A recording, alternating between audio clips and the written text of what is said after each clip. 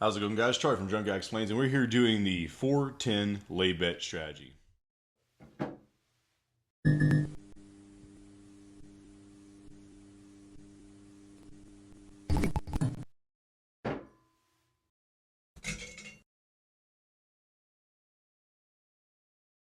Now, the 4-10 lay bet strategy is pretty simple. Basically, it says that, hey, we're going to wait until X amount of 4s or 10s have been thrown, and then lay the 4, and if you lose it, you're going to continuously lay it with higher amounts. And this is different from the gambler's fallacy. If you don't know what the gambler's fallacy is, it basically means is if you flip a coin and say roll 10 heads in a row, that a gambler's fallacy says, well, there's more of a likelihood of rolling a tails now because you've rolled 10 heads.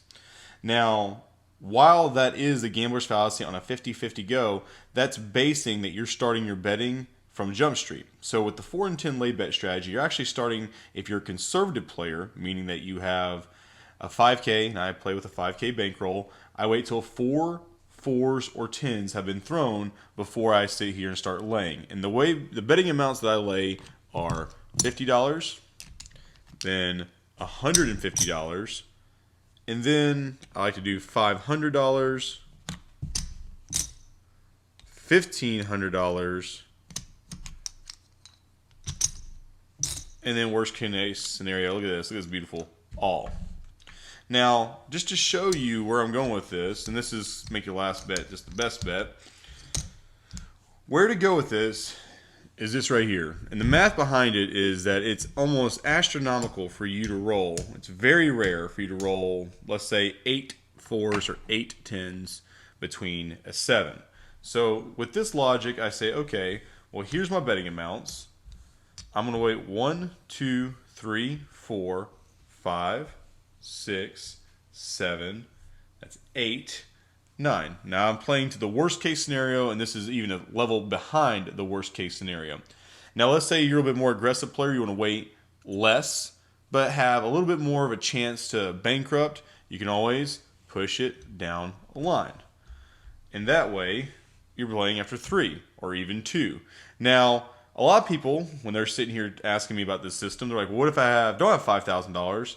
I have less than that. Then I say you back it up even further. So watch this. 1, 2, 3, 4, 5, 6, 7, 8, 9. Okay.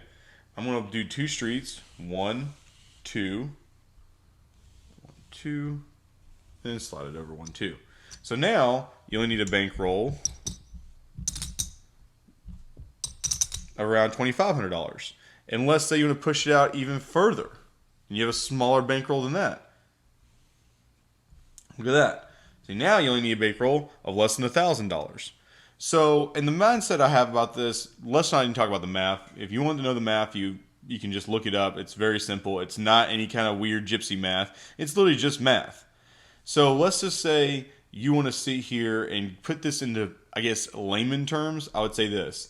This system to me is like I'm gambling that you're going to fill up your tank when you get in your car. Now I'm going to bet that every time. No, that's the gambler's fallacy.